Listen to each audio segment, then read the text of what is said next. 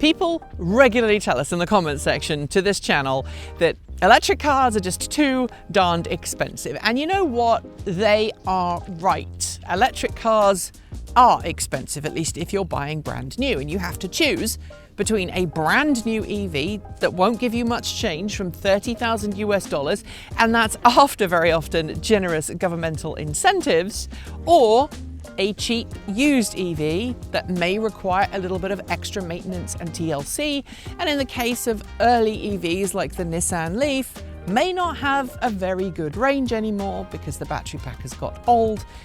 Let's not talk about Leaf battery problems. At the other end of the spectrum though, if you're looking to solve your transportation needs with an electrified vehicle, there's a pretty obvious answer. E-bikes, e-scooters, skateboards, and other forms of electrified micro-mobility. You can definitely buy those brand new for under $1,000, sometimes even less than $500, and they will solve your immediate needs. They may not have a great range, they may not be built with high quality materials, and they may not have a very long life, especially if their battery packs do not have proper battery management, proper thermal management, and may require replacement sooner than you'd like. But what if there's an alternative to a super cheaply made e-bike that breaks after a few years and requires you to buy another one?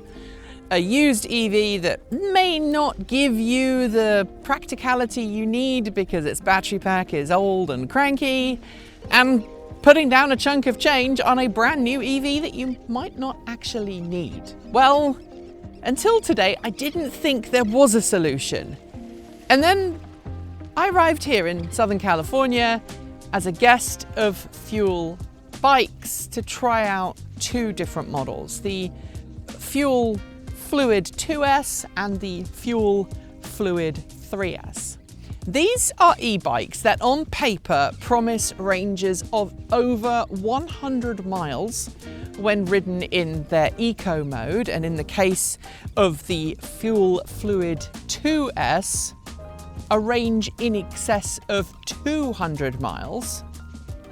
And you might think that that's just a gimmick and it's just on paper, but I've been riding these this morning with our cameraman M, and so far I'm impressed. So jump on, let's explore these bikes together, and let's ask if their price tags, which I hope you're sitting down for this, are respectively $6,000 and $6,500 or thereabouts, are actually worthwhile spending.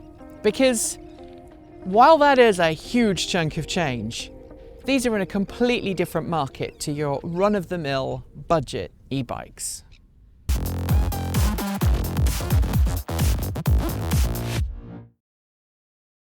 So I'm currently riding the Fuell Flluid 2S. It can lay claim to being the world's longest range electric bike. Em over there is riding on the 3S, and I'll swap over in a little bit. What makes this bike so impressive, at least from my perspective though, isn't the electric drivetrain. It's the fact that this is a well-built bike, and you know, if you're going to be spending $6,500 on a bike, you'd expect it to be pretty good, and it is. You know, it's got hydraulic disc brakes, it's got a very, very nicely made frame, it's got great adjustable suspension. The front forks are adjustable, the rear is not.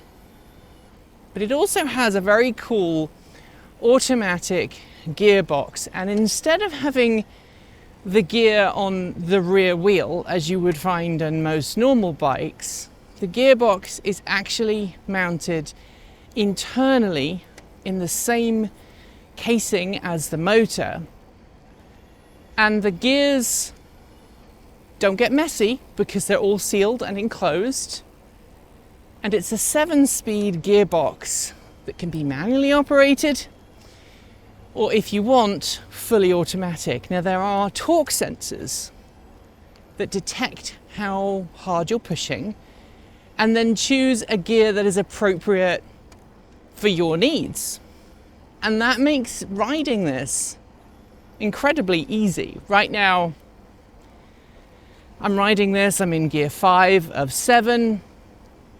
I'm not breathless. I'm able to do this without any issues. And it's really pleasant. But then if I turn on the motor into eco mode, it tells me right now that I have 158 miles of range remaining. It is applying a proportional amount of power to assist me as I'm riding along.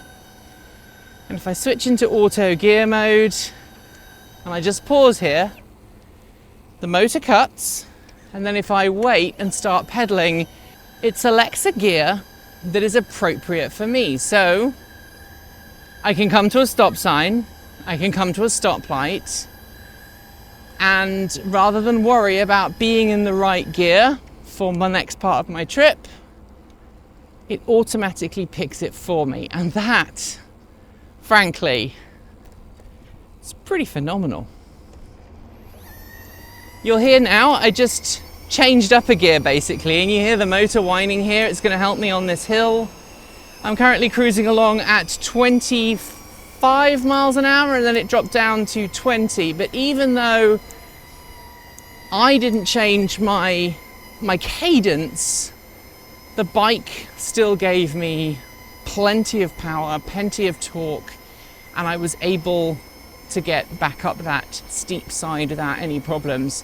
My feet are spinning at a nice cadence. This is effectively a class 3 electric bike, although you can, I understand, restrict the power so it meets various specifications. In terms of motor, this motor is 750 watts and it produces an incredibly large amount of torque for such a normal e-bike motor size. I mean, 750 watts isn't the largest e-bike motor out there. There are e-bikes on the market today that have 1 or 2 kilowatt motors. But this motor is geared for torque, not speed. And you match that with this automatic gearbox, and it just gives a really nice experience as you're riding. In addition to the eco mode, which I'm in right now, there's also the option to move into what it calls predictive mode. Now, this bike has, I've been told, a GPS. It knows where it is. It tries to predict what you're going to ask it to do next, and it will provide you the right amount of power for whatever your needs are. In predictive mode, the range will drop. So it's now saying 101 miles if I carry on riding it in predictive mode based on the load I'm currently giving it. Now, if I move it into sport mode, or turbo mode as it gives me the name for, it now tells me I've got 60 miles of range. 60 in turbo.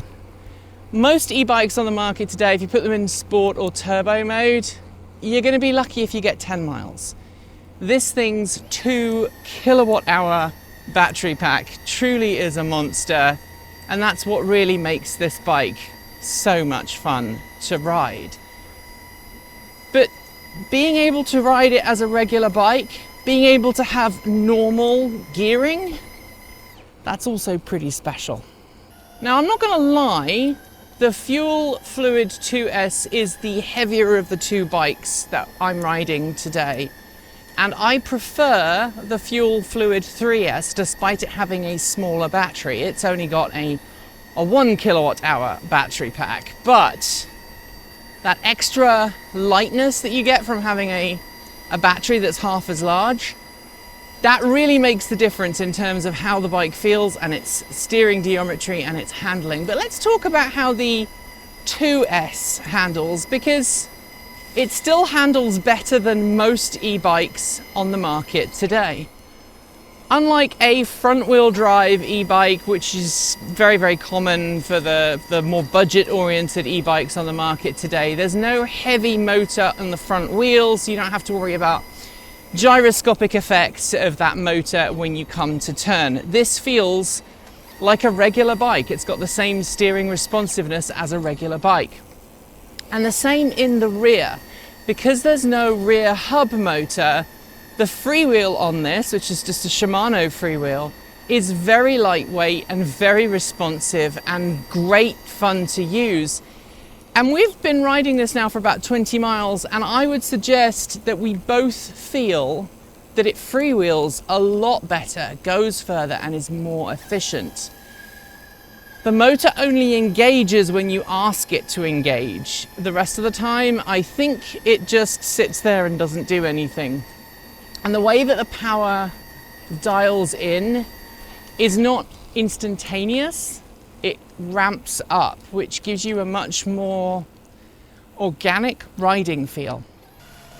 I know a lot of people will watch this and go, yeah, so this bike has a claimed long range. How do you know it really is capable of all of that? Well, I've been riding both the 2S and 3S for about 13 and a half, 14 miles today, and we've lost one segment on our 5 segment bar graph. Now bear in mind, some of that has been us testing out the various modes. Right now it's in predictive mode and it says we've still got just over 100 miles of range remaining.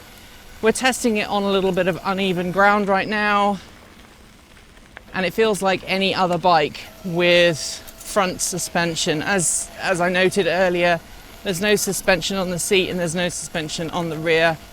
But that's actually how I prefer bikes. I actually don't prefer suspension at all. I tend to lock off suspension when I can, and that's something I actually did earlier on with this bike. I actually locked the front suspension so it wouldn't bounce around so much.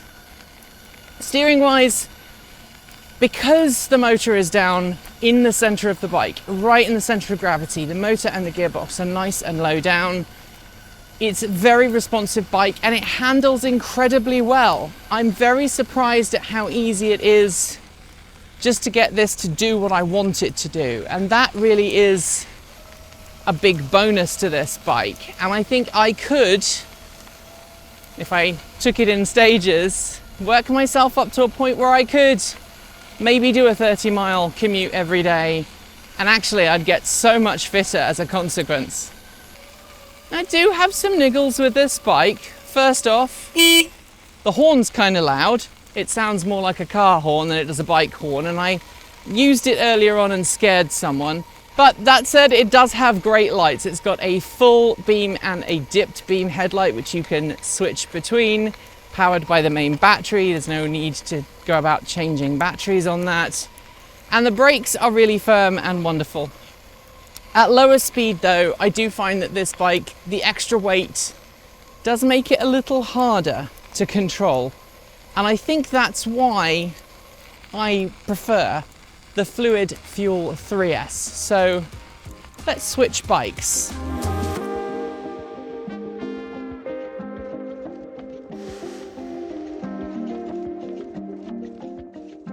So I've switched over to the Fuell Flluid 3S, and it's everything I said about the 2S, but better. Sure, the Fuell Flluid 2S can lay claim to being the world's longest range e-bike, and sure, whatever, hun. But the 3S is the sweet spot for me, because this battery pack is only 1 kilowatt hour, and that feels ridiculous, saying only 1 kilowatt hour for an e-bike battery, which is ridiculously large. It handles so much better, there's less weight, and it feels more like a regular bike. It's just a bike that happens to have an electric motor. Because the gearbox is there, giving you an appropriate gear for the situation, it's also a great ride for someone who isn't sure about biking, who isn't sure what gear ratio they should be using or exactly what their skill level is like.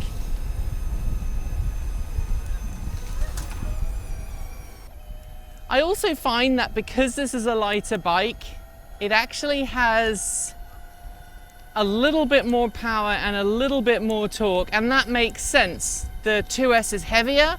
It has a very similar motor and gearbox setup to the 3S, but the 3S being lighter, it just gives you a little bit more power when you need it because it doesn't have to carry around as much weight.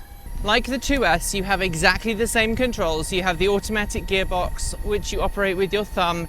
Plus and minus obviously changes the gear up or down depending on what you do. And there's a thumb throttle, which means you can stop pedaling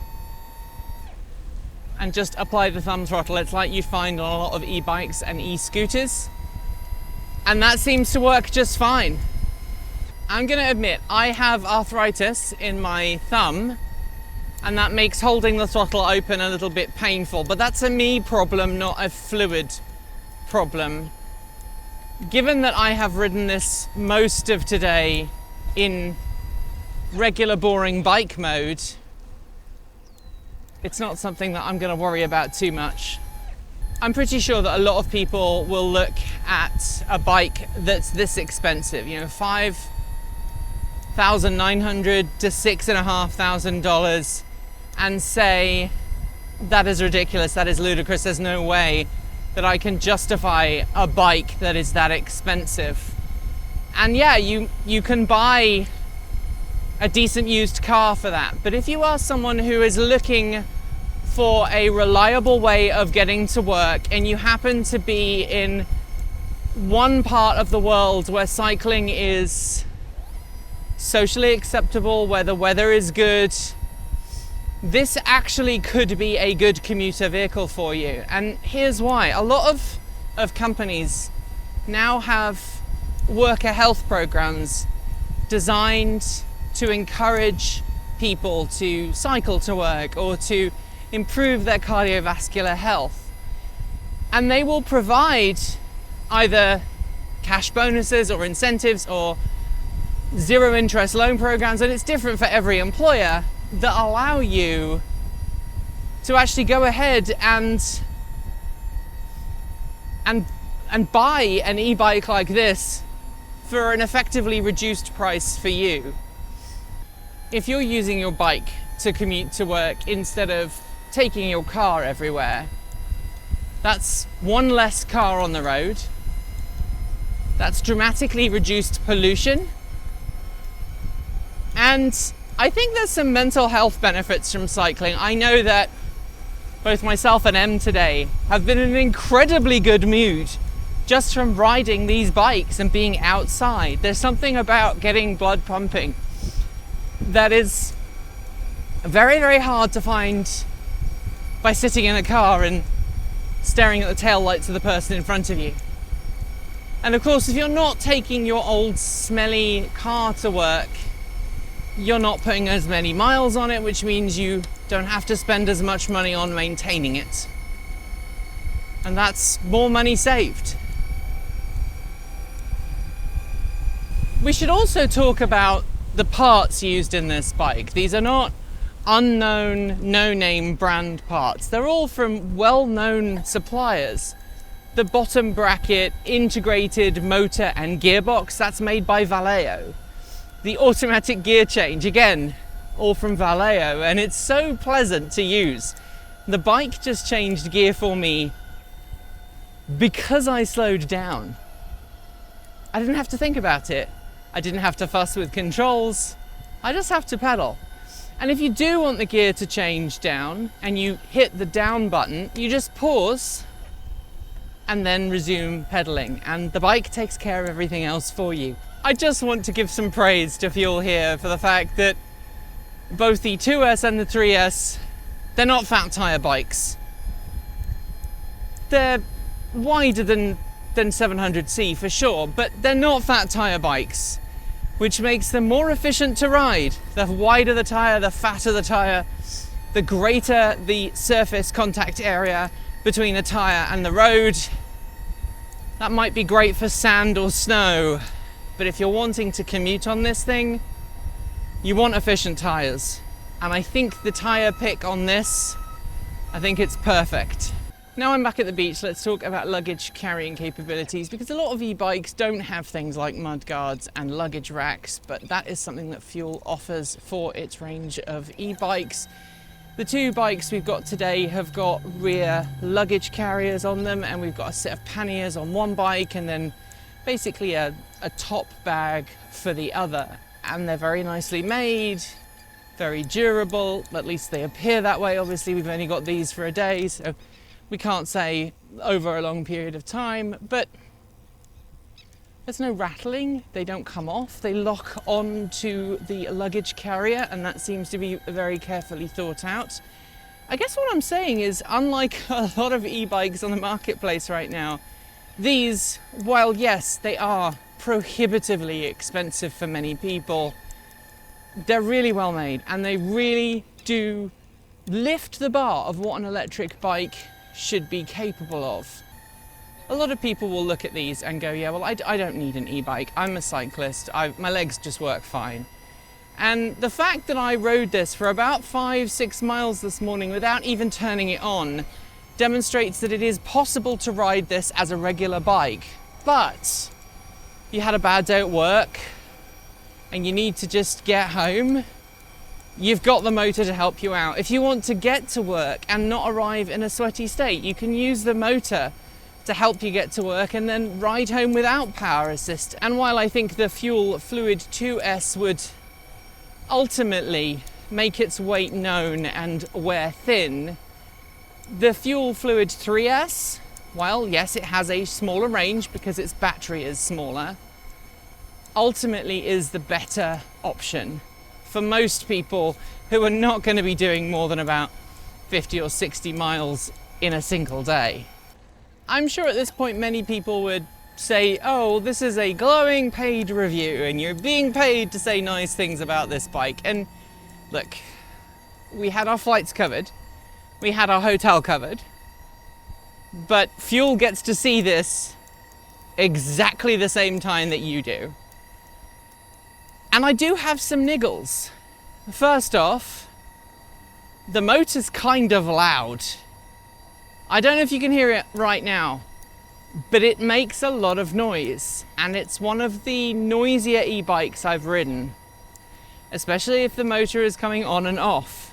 Next, if you stop pedaling, you hear the motor disappear, and then you start pedaling again, it takes a little while to kick in. And sometimes the automatic gear changing can get a little old, especially if you're on the cusp of being between two different gears, and you sometimes feel that gear change happen and it's transmitted through the pedals and you can feel it in your feet. But those are really very minor niggles. I haven't experienced the charging, to be clear, I haven't needed to charge it because the battery on this is ridiculously big. Right now, we've covered 20 miles and we've still only lost our first bar on the battery pack of the 3S. I don't know where the 2S's battery is, but if you give me a second, I'll find out. Hey, where's the battery on the 2S? Where's the battery? How many bars have we lost? Just one. Just one. So 19.9 miles. Well, mine is at 20 miles now, so clearly I've done 1/10 of a mile more than you. But, you know, if that is a realistic claim, let's just do the maths, right? There are 5 segments on the battery. And granted, we are in our second of 5 segments. But even if we take that in its worst possible scenario, that is still in excess of 75 miles of e-bike range, pedaling and motor. And if you just use the throttle, sure, I'm guessing closer to 40 miles is more likely. If you are riding in a very hilly area, maybe that would go down to 30 miles. But it's still phenomenal for a bike that looks and rides and feels not like an e-bike, but a regular bike with a motor to help you out. And I think that's where I'm gonna leave it. You've ridden both of these bikes today. Which one do you like the best? I think it's a different use case scenario.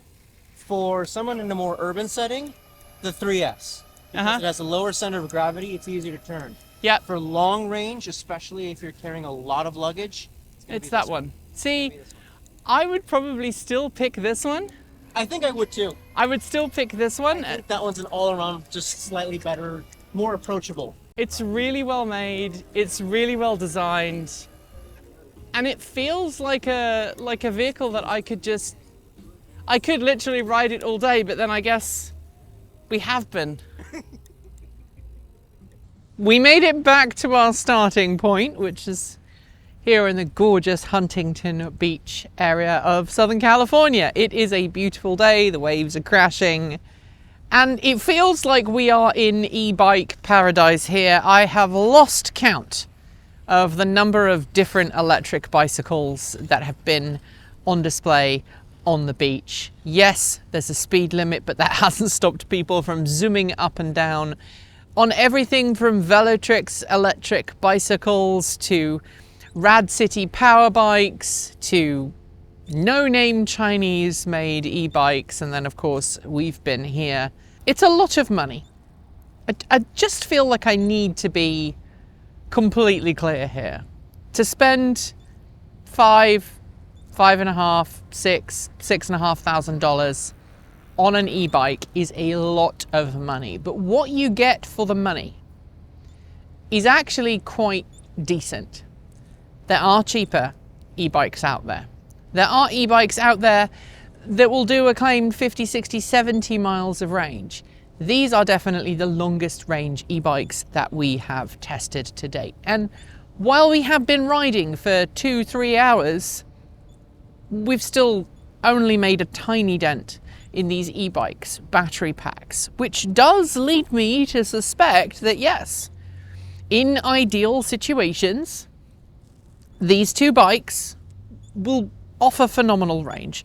Over 200 miles for the Fuell Flluid 2S and close to 100 miles, maybe slightly more for the 3S. Of course, if you live somewhere where there's a lot of mountainous terrain, if you live somewhere where you're going to be going up and down and through not great weather, yeah, your range will suffer. That's true of any electric vehicle. Here in Southern California, where it's nice, it's warm, where I'm getting a suntan for my pasty white skin, yeah, perfect conditions to have a bike like this and use it instead of a car. And I've got to admit, riding alongside the seafront and then up inland, it was a very joyous experience. And I think the fact that these bikes are so easy to use, so no nonsense, and so rock solid in the way they handle and feel, it made me very pleased to be on them. I did notice a slight oil leak from the bottom of one of the Fuell bikes. Nothing to be too worried about. I think it was just a transmission fluid leak. I suspect that's not a negative thing on the bike, but rather the fact that these bikes have just come back from a trade show and they were ridden hard, and there's been nothing done to them since that other than just been plugged in and charged. And I was told that they didn't need to be charged the entire event, so take from that what you will. I like the fact that these bikes are built with high quality materials. I like the fact that they have mudguards, that the mudguards don't rattle, that the suspension works, that it's fully adjustable, that you can lock it off, that the seat is comfortable and adjustable, and the fact that you can have luggage, which not all e-bikes do. Let's take it back to my original question. Can this replace a car? Well, obviously not if you need to carry more than one person. But statistics tell us that the majority of cars on the road only ever carry one person, and only ever carry one person relatively short distances. That's where these bikes come in. They can make you fitter because you get a workout on your way to work and on the way home again. They can save you money They're eminently cheaper than an electric car, although they are towards the pricey end of e-bikes. That said, M, who is a keen cyclist, quite happily informs me that if you compare this to most bikes, most high-end bikes, either with or without motors, you're going to be spending probably more for carbon frames, for top-end shifters, for fancy brakes. So it really does depend where in the market you want your bike to be. For my money though, if I had to choose between this and a cheap, unreliable used EV, might actually choose this. Thanks to Fuell for inviting us down to Southern California. Full disclaimer, Fuell provided us with airfare and lodging to enable us to bring you this first-person report. Thanks for joining me today, and if you've got thoughts, make sure you leave them below in our Discord chat room, or you can reach out to us on Mastodon. Thanks to the amazing list of people scrolling by on your screen right now.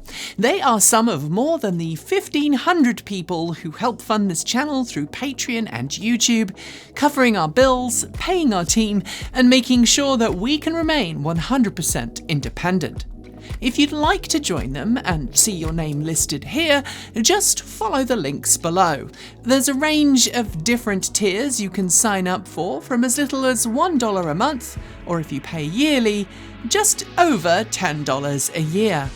A huge welcome to our newest supporters. Look, it's Moose, Dom, Stefan Benti, Tom G. Richardson, Benjamin Ford, Indigo, and Kem. To join the list and get your shout out, become a paid Patreon member for your week of fame. If you'd like to support us with a one-off donation, you'll find links below to make Ko-fi and Bitcoin donations, and we even have an old-fashioned PO box you can reach us at, address also below. And if you're in need of some swag, you'll find our swag store, also linked below. This month, we are celebrating a new amazing t-shirt design by our in-house artist and animator, Erin. Get yours today by heading to our Redbubble store. We've got some great content coming up, so make sure you've subscribed on PeerTube or YouTube, and we'll see you soon. We make new videos every Monday, Wednesday, Friday, Saturday, and Sunday. If you want more, the mighty algorithm thinks you'll like this video, but we also think this one is well worth a look. See you soon, and as always, keep evolving.